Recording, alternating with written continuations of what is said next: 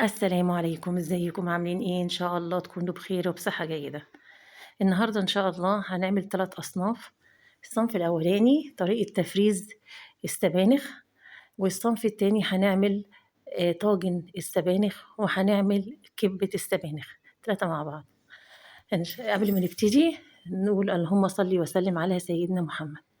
أنا جبت هنا حوالي 5 كيلو سبانخ، نقيتهم وغسلتهم وصفيتهم، وهنبتدي نقطعهم. تمام. أنا باحب شوية من العروق آخُدها معايا آآ في التفريز معايا، ما باحبش الورق بس، باحب الاتنين مع بعض. بيدّوا كمية وفي نفس الوقت برضه بيدّوا طعم حلو أوي للسبانخ لمّا تيجي تعمليها. لمّا طبعًا بعد ما نخلّص تقطيع، هنحطها في أكياس وتشيليها على طول، دي طريقة. طبعًا عشان تعملي كده لازم تكون السبانخ جافة جدًا، يعني تكون ناشفة أنتِ غسلتيها ونشفتيها. وفي طريقة تانية الناس بتعملها برضه، بيحطّوا فيها مَيّة ويحطّوا فيها ليمون أو ملح ليمون ويبتدوا ينزّلوا فيها السبانخ وتتصفّى، بس أنا الطريقة التانية أنا مش باحبها، أنا باحب الطريقة دي. الطريقة دي بتخلّي لونها أخضر، بعد كده بعد ما تحطّيها في الفريزر بتلاقي لونها أخضر نفس الشيء، ما بيتأثّرش خالص في بلونها ولا أي شيء. تمام. هنبتدي بقى نعبّي هنا السبانخ في أكياس زي ما إحنا شايفين كده. طبعًا حُطّي الكمية حسب طبختِك أو حسب استخدامِك الشخصي.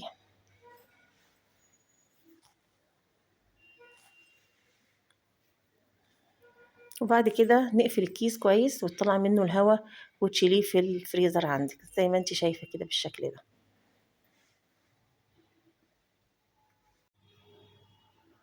تمام. هنعبّي أكياس.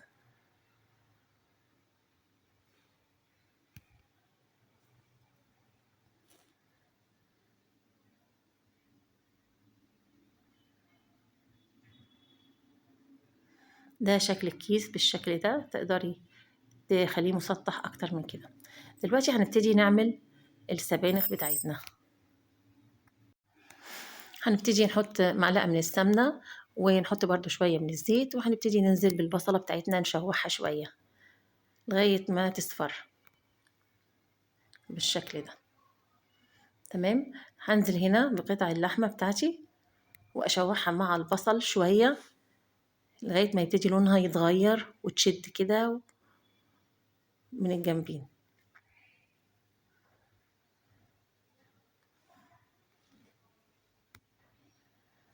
طبعًا السبانخ تقدري تعمليها بالفريك، تقدري تعمليها بالرز، تقدري تعمليها بالحمص، كل واحد حسب إمكانيته. في ناس كمان بتعملها بلسان العصفور، أنا هنا هاعملها بالفريك.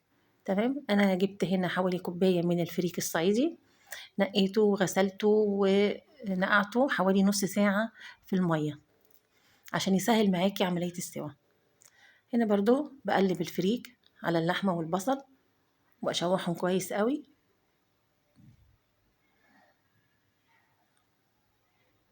هاحط معلقة من الصلصة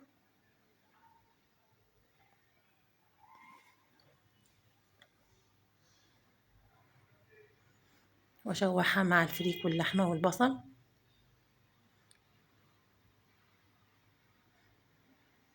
بعد كده هانزل بالطماطم زي ما أنتِ شايفة. هي السبانخ ما بتحبش طماطم كتير، لإن هي بتكون لونها أخضر، فإحنا عايزين بس نخلّي لونها مش أخضر قاتم، تبقى فاتح شوية.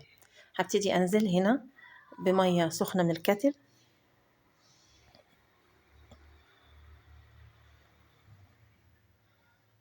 هنحط بعد كده بقى الملح بتاعنا والفلفل الأسود، وهنسيبها نغطيها لغاية ما يستوي الفريك مع اللحمة. شايفين كده إن هنا الفريك حجمه زاد ويعتبر استوى. هابتدي أنزّل بقى السبانخ، دي السبانخ اللي إحنا فرزناها. أنا عملت كده، عملتها دي بعد أسبوع، بقى لها أسبوع في الفريزر، أنتم شايفين لونها حلو إزاي. طبعًا تحطي الكمية بتاعتِك بتاعة السبانخ بتاعة الوجبة بتاعتِك، ولازم يكون السبانخ متناسب مع الفريك بالشكل ده. نبتدي ننزّلها في الصلصة ونقلّبها لغاية ما تفُك.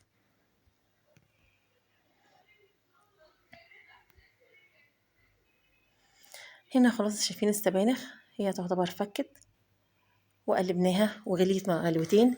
هنبتدي ننزل بحاجة اسمها التحديقة، اللي هي عبارة عن توم مفروم وكزبرة خضراء. نحطهم على السبانخ ونقلبهم ونغطي السبانخ ونسيبهم برضو تاخد غلوتين معاها بالشكل اللي احنا شايفينه ده.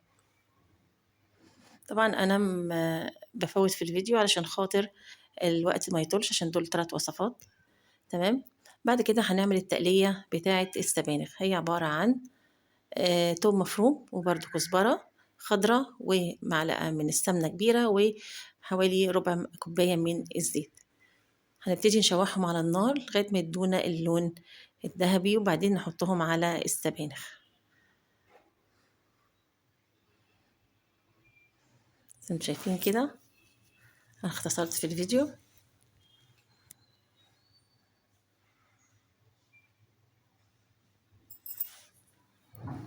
بنشوح التقلية.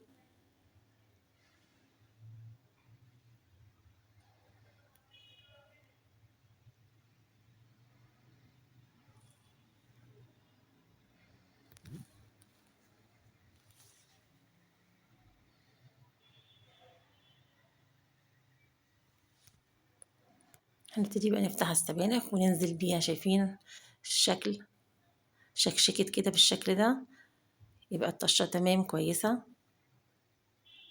ادي تمام كده خلصت. وبعد كده هنبتدي نحطها في الطاجن وندخلها الفرن. هنعمل هنا كبة السبانخ. هنا عندي كوباية من البرغل المغسول ومنشفاه. هبتدي هحط عليه نص كوباية من السبانخ اللي انا كنت مفرزاها، يعني دي سبانخ متفرزة. تمام. هرجع احط كمان نص كوباية عشان حسيت ان هي مش كتير. حطيت ربع كوباية من المية العادية.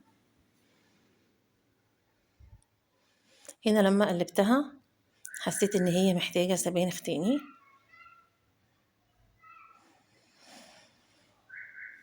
هحط كمان نص كوباية من السبانخ وهقلبها معاها.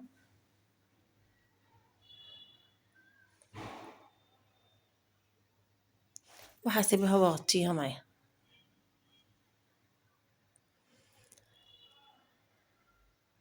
بعد ما غطيتها وسبتها حوالي نص ساعة، هنا هجيب الكبة واحط فيها البرغل مع السبانخ.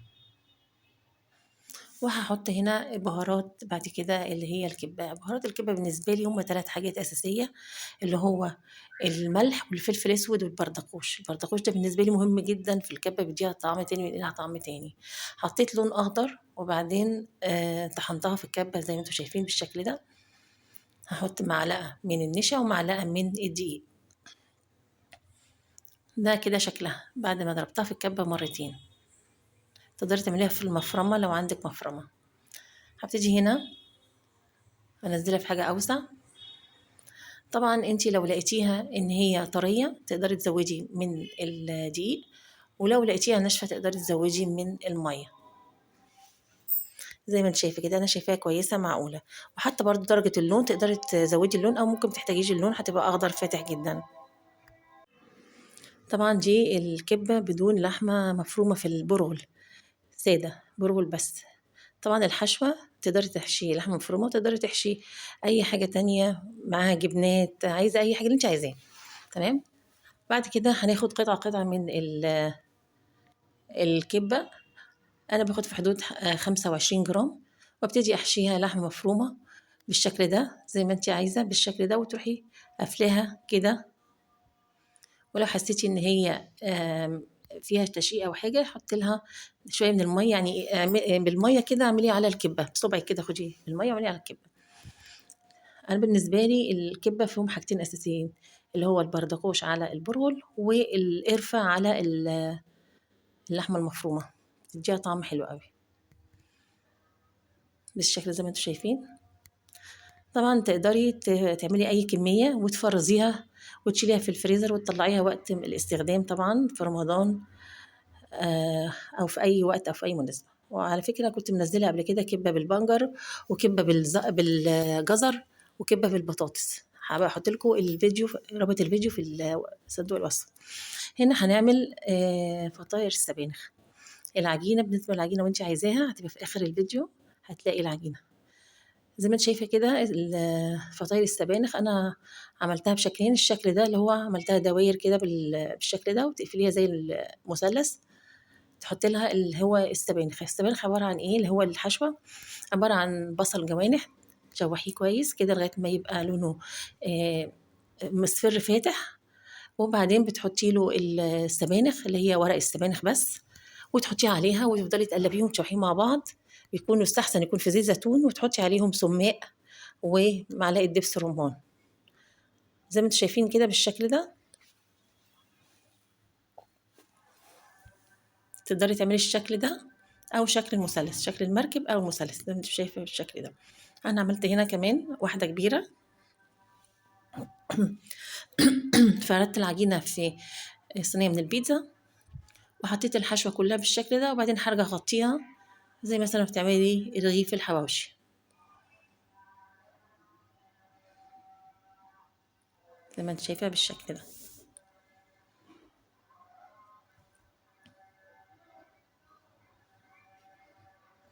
وهتبتدي تفردي عجينه تانية وتغطيها بالشكل ده، خلي حروفها تحت العجينه من تحت، دخليها من تحت عشان تبقى مقفوله زي ما انت شايفه بالشكل ده.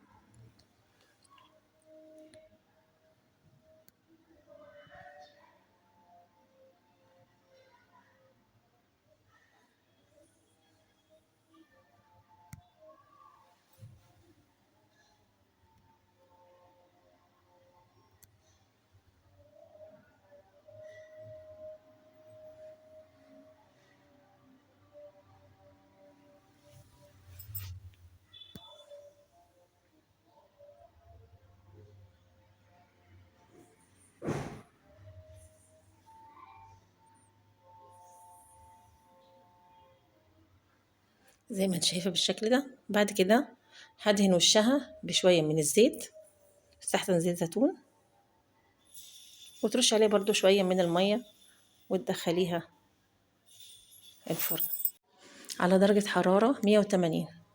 عايزه تحطي بقى عليها حبه البركه، سمسم، زي ما انت عايزه. تمام. هنا بعد ما خلصنا الحاجه، ادي ده طاجن السبانخ، شايفين شكلها ازاي بعد ما دخلت الفرن؟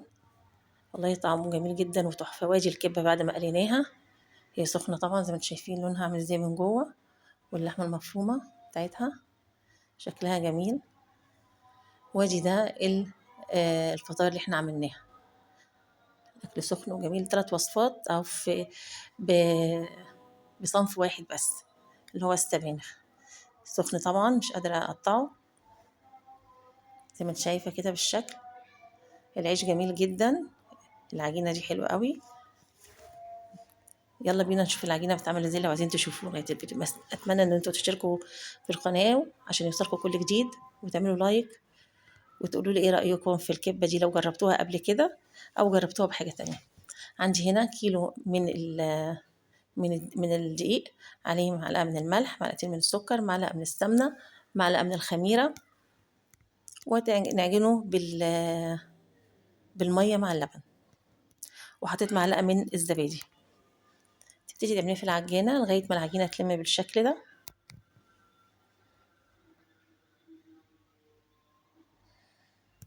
وبس كده، ادي العجينه تسيبيها تخمر، وبعد ما تخمر تبتدي تشتغلي فيها. مع السلامه.